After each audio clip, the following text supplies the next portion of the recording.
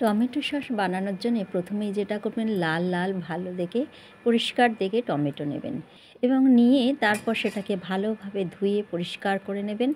নিয়ে এইভাবে কেটে নেবেন। মাঝখানে যে শক্ত সাদা অংশটা যদি থেকে থাকে সেটা বাদ দিয়ে দেবেন। দিয়ে 4 টুকরো হোক 6 টুকরো হোক করে কেটে নেবেন এবং অবশ্যই টমেটোটা ধোয়ার পর জলটাকে ঝরিয়ে নেবেন। নিয়ে এইভাবে কেটে নেবেন। শুধুমাত্র দেখুন মুখের কাছে সাদা অংশটা ফেলে দিয়েছি। আর কিছুটা গোটা গরম মশলা, জিরে আর স্টার অ্যানিস নিয়েছি, নিয়ে আদা থেঁতো করে নিয়েছি। এখানে নিয়েছি আদা কুচি, পাকা কাঁচা লঙ্কা, বিট নুন, সাদা নুন, ভিনিগার এবং কাশ্মীরি লঙ্কার গুঁড়ো। টমেটোটাকে কড়াইতে বসানোর আগে যেটা করব, শুকনো কড়াইতে 2 চামচ মতো জল দিয়ে নিলাম, ব্যাস এটাই, আর কোনো জল আমি ব্যবহার করব না। এবার টমেটোগুলোকে আমি সেদ্ধ করে নেব এবং শুধুই সেদ্ধ করে নেব। এখন তো সিজনের টমেটো খুব তাড়াতাড়ি সেদ্ধ হয়ে যায়। ওদিকে মশলাটাকে আধা থেঁতো করে নিয়ে একটা পরিষ্কার কাপড়ে আমি বেঁধে নেব, একটা পুটলি করে নেব। যখন টমেটোটা একটু নরম হবে সেই সময় সেই মশলার পুটলিটাকে আমি ওর মধ্যে দিয়ে দেব। এটা দেওয়ার কারণটা হচ্ছে মশলাটা ওর মধ্যে গেল না, কিন্তু মশলার ফ্লেভারটা ওর মধ্যে চলে গেল। আর আদা আর পাকা কাঁচা লঙ্কা টুকরো করে রেখেছিলাম, সেগুলোও কিন্তু টমেটো সেদ্ধ করার সময় দিয়ে দেবো। এই সময় আপনারা যদি পেঁয়াজ রসুন দিতে চান তাহলে পেঁয়াজ টুকরো করে কেটে আর রসুনও গোটা দিতে পারেন, দিয়ে সেদ্ধ করে নেবেন।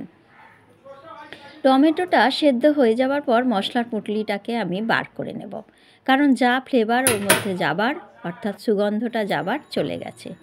এবার টমেটোটাকে নামিয়ে আমি ঠান্ডা করে নিয়েছি, নিয়ে মিক্সার গ্রাইন্ডারে পেস্ট করে নেব। তার ফলে যেটা হবে, বীজ এবং খোসা ভালোভাবে পেস্ট হয়ে গিয়ে যেটুকু ফেলে দেবার সেটুকুই ছাঁকনি দিয়ে ছেঁকে ফেলে দেবো। আর যদি এইভাবে আমরা ছেঁকে নিই তাহলে অনেকটাই খোসা টমেটো দানার সাথে শাঁসও চলে যায়। দেখুন আমি ভালোভাবে পেস্ট করে নিয়েছি একসাথে। এর সাথে আদা কাঁচা লঙ্কাও ছিল, সেটাকেও পেস্ট করে নিলাম একসাথে। দিয়ে এটাকে ছেঁকে নিয়ে যেটুকু বীজ আর দানা গ্রাইন্ড হয়নি সেটুকুই আমি ফেলে দেব। আর সকলের কাছে অনুরোধ রইল প্রথম থেকে শেষ পর্যন্ত দেখবেন, তাহলে অনেক টিপস অ্যান্ড ট্রিক্স থাকবে। অর্থাৎ কেমন টমেটো নেওয়া উচিত, কীভাবে সেদ্ধ করবেন, কি কি দেবেন, ভালোভাবে দেখতে পাবেন।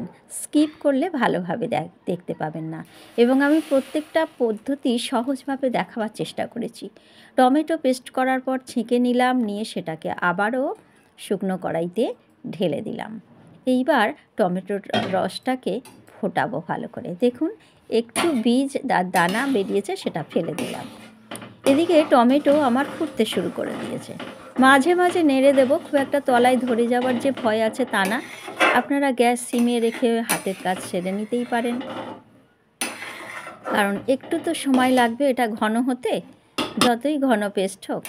দেখুন কত সুন্দরভাবে ফুটে গেছে এবং রঙটাও সুন্দর এসেছে। এই সময় আমি একটু আরও রঙের জন্য কাশ্মীরি রেড চিলি পাউডার দেবো 1 চামচ, 1 চামচ বিট নুন আর 1 চামচ সাদা নুন দেবো। কারণ সস টক ঝাল মিষ্টি হয় এবং লবণ দিলে তবেই স্বাদ আসে। আর রঙের জন্য কাশ্মীরি রেড চিলি পাউডার 1 চামচ দিলাম। এছাড়াও পাকা কাঁচা লঙ্কা দিয়েছি এর সাথে, তার ফলে ঝালও হবে, রঙটাও সুন্দর আসবে। আর পাকা টমেটো নিলে তার রঙটা তো এমনিই সুন্দর হয়, যখন আমরা চাটনি করি তখন দেখি। এবার এখানে রেখেছি দেখুন একটা বড় কাপের 1 কাপ ভিনিগার। যেহেতু আমার এখানে আমি 2 কেজি টমেটো নিয়েছি, তাই 2 কেজি টমেটোর জন্য বড় কাপের 1 কাপ ভিনিগার দিলাম। আপনাদের পরিমাণ অনুযায়ী যদি 1 কেজি টমেটো হয় তাহলে হাফ কাপ ভিনিগার দিলেও হবে, এবং সেক্ষেত্রে ছোটো কাপের 1 কাপ দিলেও হবে। চিনি নিয়েছি 250 গ্রামের বেশি আছে, এখানে কম নেই, প্রায় 300 গ্রামের কাছাকাছি। কারণ দেশি টমেটো নিয়েছি আমি, এটা কোনো হাইব্রিড না, এবং টাটকা ক্ষেতের ভালো টমেটো নিয়েছি, সেই জন্যে এখানে চিনিটাও একটু বেশি পরিমাণ দিলাম। আপনারা আপনাদের টক ঝাল মিষ্টি বুঝে চিনিটা দিতে পারেন। আমি 2 কেজির জন্যে প্রায় 300 গ্রামের মতো, অর্থাৎ 250-র বেশি চিনি দিয়েছি। এবার যেটা করতে হবে, সসটাকে ভালোভাবে ফুটিয়ে ঘন করতে হবে। দেখবেন যখন গ্যাস সিমে আছে অথচ টকবক করে ফুটছে, চারিদিকে ছিটে ছিটে ফুটছে, সেই রকম সময়ই বোঝা যায় যে টমেটো সস হয়ে এসেছে। এছাড়াও আমি যেটা করব, বারবার আমি একটা প্লেটে দিয়ে দেখব যে দেখে এবং সেটা কাত করে দেব।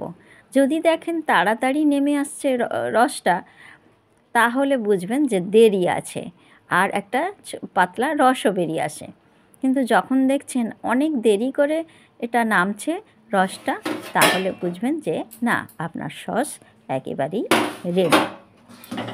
এটা বোঝার জন্য বলে দিলাম। বা মেঝেতে একটু ফেলে দেখতে পারেন, সেটা যদি চারিদিকে ছড়িয়ে না যায় তাহলেও বুঝবেন হয়ে এসেছে।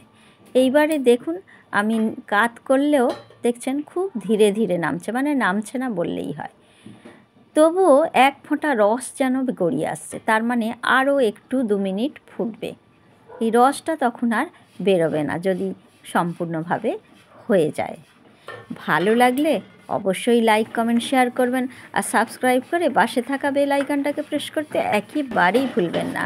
দেখুন, আমার টমেটো সস একেবারে রেডি, টকবক করে ফুটছে।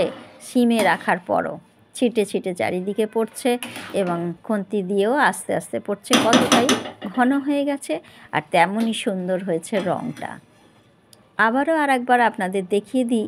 দেখুন, এইবারে কিন্তু কোনো রসও বেরোবে না আর ধীরে ধীরে পড়তে থাকবে। দেখুন, আমার টমেটো সস একেবারে রেডি। এবার নামিয়ে ফেলবো এবং ফেলে তাকে ঠান্ডা করে আর সসের পুরনো শিশিতে ভরে আমি রেখে দেবো। আমার সারা বছর হয়ে যাবে। এইভাবে একটা কাঁপা নিয়ে শিশির মুখে দিয়ে আমি ভরে নিচ্ছি। দেখুন, কাঁপা দিলেও আস্তে আস্তে পড়ছে। এটা যদি পাতলা রস হতো তাড়াতাড়ি পড়ে যেত। যেহেতু এটা সস একটু ঘন, তাই আস্তে আস্তে পড়ছে। মাঝে মাঝে কাঁপাটাকে ঠুকে দেব, দিয়ে এইভাবে ভরে নেব। বন্ধুরা, তাহলে ভিডিওটা শেষ পর্যন্ত দেখতে থাকুন। সবাই ভালো থাকুন, সুস্থ থাকুন, সাবধানে থাকুন। সবাইকে অনেক অনেক ধন্যবাদ জানাই আর পাশে থাকার অনুরোধ জানাই। এই বলে শেষ করলাম।